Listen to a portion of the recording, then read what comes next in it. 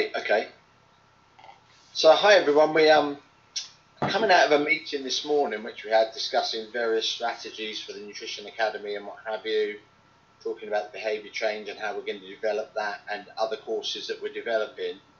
It kind of dawned on us that we've maybe got a lot of value and added value that's coming along that maybe people don't fully understand. There's been a lot of kind of almost, I suppose you could consider it bickering in social media in terms of this course, that course and the other course.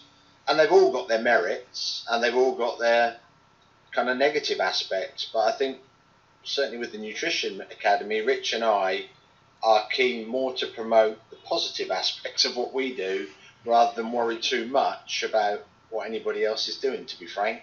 We think we're doing a good job and we'd like people to understand where we're coming from, I guess. So I don't know if you want to add to that, Rich. Yeah, well, it's just because it came up in our meeting this morning that there's just so much confusion around what nutrition courses can actually allow you to do, what the difference is between different nutrition courses, what people mean when we talk about things like evidence-based course and applied courses and things like that. So yeah, rather than contributing to more of the confusion, I thought we could take a few minutes after our meeting to just kind of clarify a couple of points about courses in general, things like accreditation and affiliations that courses have that people don't understand, and why it's important. I mean, in our opinion, not that we want to get involved in any of the discussions online, but why it's important to actually go through companies that allow the accreditation process to happen, this external peer reviewing of the content that you have. So to be accredited by an organization means that you've had to present all of your information, all of your educational content to other people, to who are authorities, to say what's good, what's bad, and what needs to change to ensure your product is always at a certain standard. And if you go through courses that aren't going through that process at all or haven't in the past, then what you're being taught, what you're learning, you have no guarantee of the consistency and the quality and things like that. So those were some of the topics we wanted to touch on. Yeah, I think if you kind of look at if you look at how things stand in nutrition at the moment, the hierarchy is basically right at the top. You've got degree. If you've got a degree in nutrition, providing it's a degree course that's accredited by the AFN, and I think that's quite interesting to remember. The AFN accredit degree courses all the way down, so even universities have to meet rigorous standards in terms of what their content is. But coming back on point, degree at the top, and you can either come out, depending on what your degree is, as a registered nutritionist, and even then you have to have 3 years practice. You can only, once you've got a degree, you have to become an associate nutritionist, and then you have 3 years practice and you can then become a registered nutritionist. Or you come out as a certified dietitian, and you then get registration with British Dietitians Association. So that's right at the top. Now, sitting underneath that is any number of courses, and any of these courses, I don't care what they are, I'm not going to name names, you all know the names, have been bandied around enough. At the end of the day, the best that you can do, and ours included, is when you finish the course, you can call yourself whatever you like, frankly, because the nutritionist is not a protected title. So whatever you want to call yourself, that's it. So nobody can make a claim that, oh, do our course, you're this specially qualified person, you're this. If they are, then they've made that title up, and it's most probably as meaningful as any other title you care to name. And they're probably doing it to mislead people as well. It's probably more of a marketing ploy than it is anything. There's no legislation. So the bottom line is there's nothing there. So when you see these social media updates of just completed XYZ, I'm now a qualified nutritionist, you kind of already were. Yeah. There's no such thing at the moment as a qualified nutritionist. You can be a registered nutritionist, and that is on a register that's held by the Association for Nutrition. But in terms of qualified nutritionist, it's kind of a meaningless title. And that's why these degrees like Optimum Nutrition, they call them nutritionists, but it's actually, they can't get onto the register of nutrition because their course hasn't been certified by the AFN. It's why it's so confusing, because you can be a nutritional academic, having studied nutrition at higher levels. It doesn't necessarily mean that you are a nutritionist, because it's not a term that really exists. It's like you can be a handyman, but there's no such thing as a handyman college or qualification. That's the other thing. I see people saying, "Oh, I've done this course and now I'm a qualified blah blah blah." You're not qualified unless a course is on an educational standard. You can be endorsed by that company. Yeah, that's all it is. So the bottom line is, I can produce a bit of paper that says that for you, if that's what you really require. You've got a bit of paper that's been produced by this company. Yeah. So you're in general, a nutritional qualification is an endorsement of a company you've learned through, and then that endorsement is only as good as the company is credible. Yeah. So that's probably a good way. That Rich has kind of hit the nail on the head there. It's the credibility of the company. How do you measure that? Obviously, there is going to be testimonials, but bear in mind that any company in their right mind is only ever going to put testimonials up that are positive. Oh yeah, there's thousands of Juice Plus testimonials that are very positive. Yeah, so be wary, because look at all these great testimonials. Well, the thing is, we're not going to put a testimonial. Oh, the course was rubbish. Didn't enjoy it. Didn't learn anything. You're just not going to put that there. Well, testimonials. Bear in mind, they're always going to be biased. I can also teach somebody with no knowledge something that I've made up, and I can teach them in a very good and efficient way so they understand it, and they would turn around and say that was a brilliant course. So the other thing is the reputation of the company within the industry, what its peers say about it, and the people that company work with and interact with. Are they in reputable places? Are they working with other reputable people? That's all part of the big picture you should be looking at when you deal with somebody, just like you would if you hired anybody. Plumbers and electricians have guilds that they're memberships of and things like that, which give you an idea of their credibility. So there's those points too. So as things stand at the moment in the industry and outside it to the general public, the best you are going to get in the way of nutrition qualifications, unless you're doing a degree, is a certified course. Who it's certified by is something you should also look at. Because at the end of the day, we could set up as a certifying body and go, oh yeah, we really like your course, we'll certify it. So it's now certified by the Nutritional Academy. Mm-hmm. But what does that mean? So you need to now start looking at the bodies that are certifying and going, okay, yeah, they're reputable, they're linked to government, they're working with academia, whatever. So if you look at the AFN, they are linked with Public Health England, they are linked with the Nutrition Society, which is a charitable trust which has been around forever and a day in terms of nutrition. So in terms of credibility, that's all there. You've got big public bodies, you've got government bodies, you've got private companies all saying, yeah, the AFN's a good organisation, we want to be involved with it.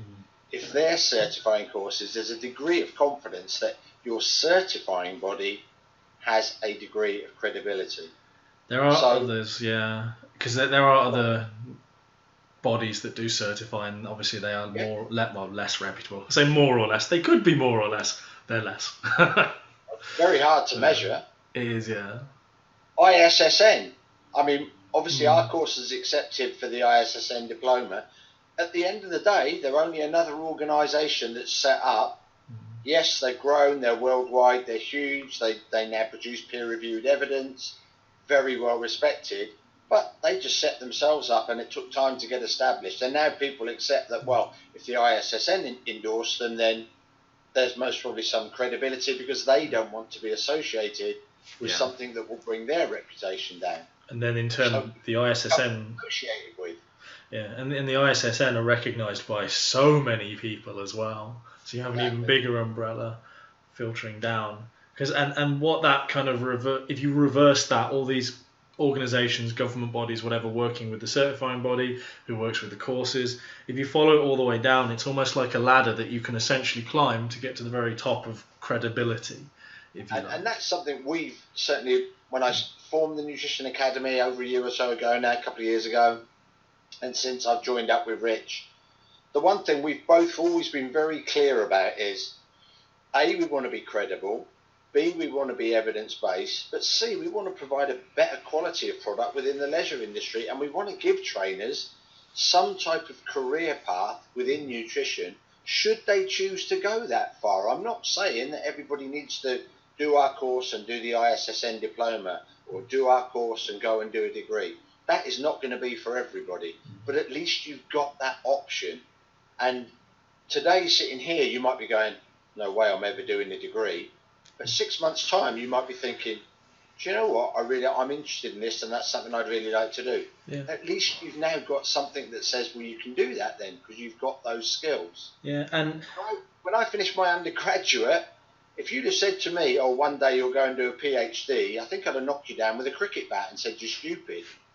Because you come out of that and you're like so brain dead, it's like, but, you know, your life changes, your life evolves, and then you get to a point where you think, do you know what, I do want to study further.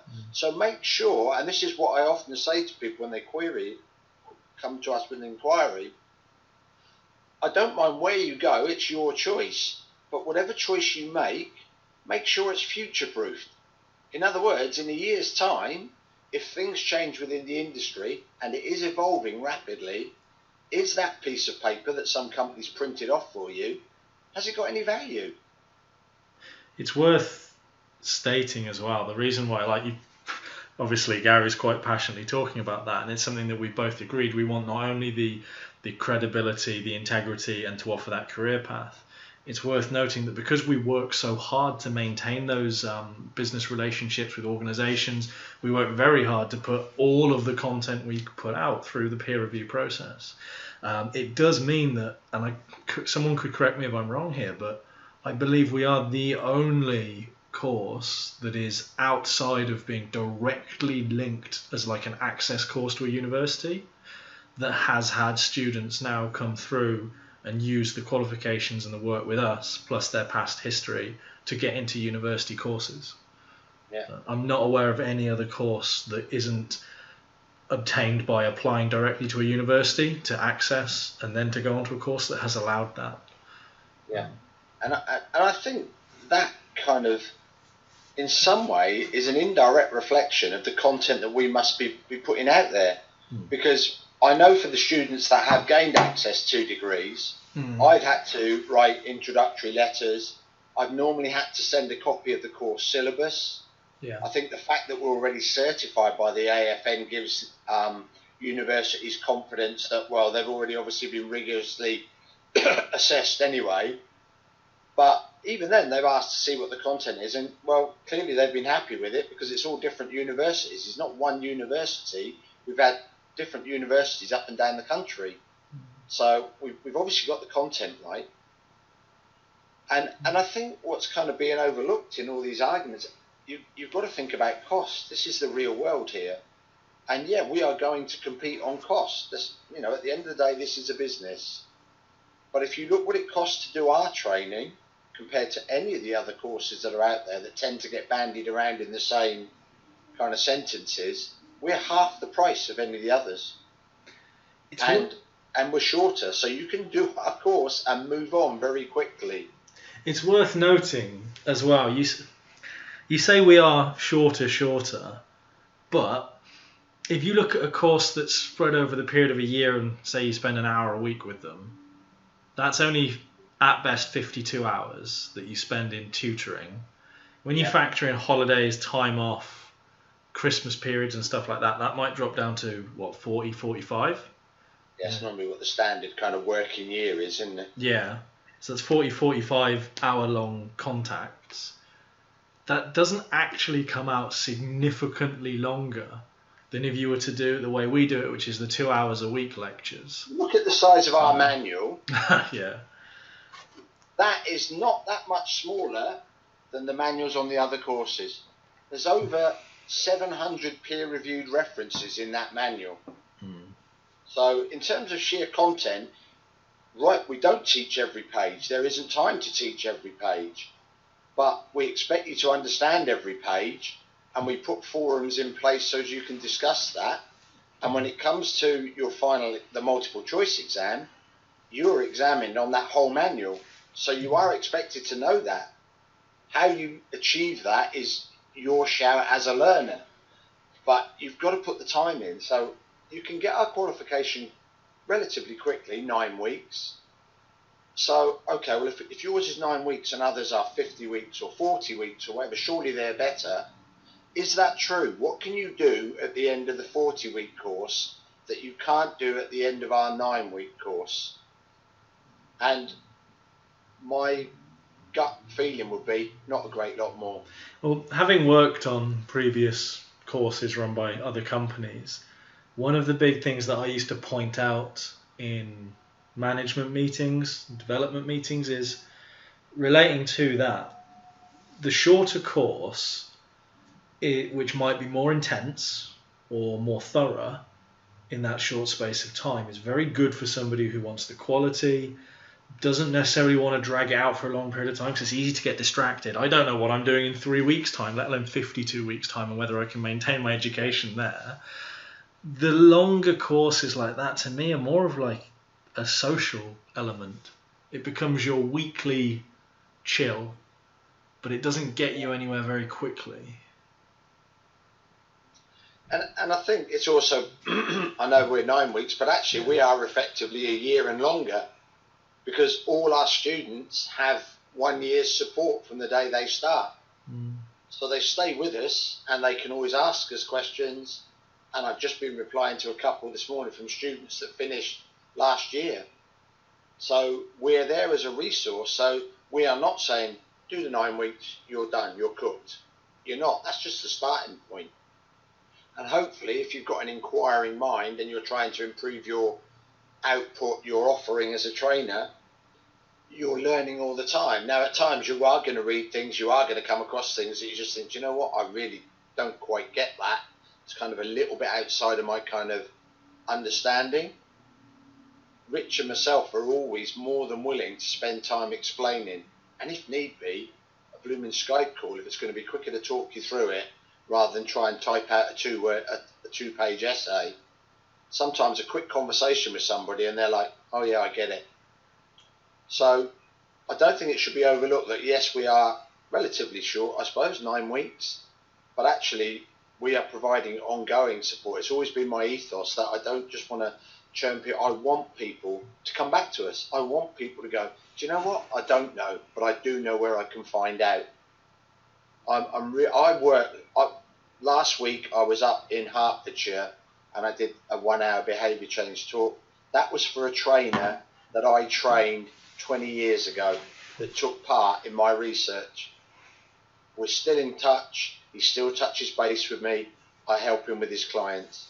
And to me, that's what it's about. It's about being a supportive community and me using my long experience and qualifications to help others out and hopefully to make them better than me. My goal in life is to turn out people that are kind of better than me at the end of the day. As an educator, that would always be my goal. If ever we had to take on a tutor, I'd want somebody that was at least as good, if not better, than the pair of us. Because your goal should be always improving, whether it be myself, whether it be Rich with his education, whether it be our students. I've just been on a training course last week because I want to know more. I've got an inquisitive mind. It's easy to sit back and go, yeah, I'm a doctor in nutrition. I know it all. I know diddly. I'm learning all the time. And I'm more than happy to be told you got that wrong. As long as you show me the evidence, hands up, yeah, I got it wrong. So that's certainly my outlook, and I'm sure I'll let Rich speak for himself.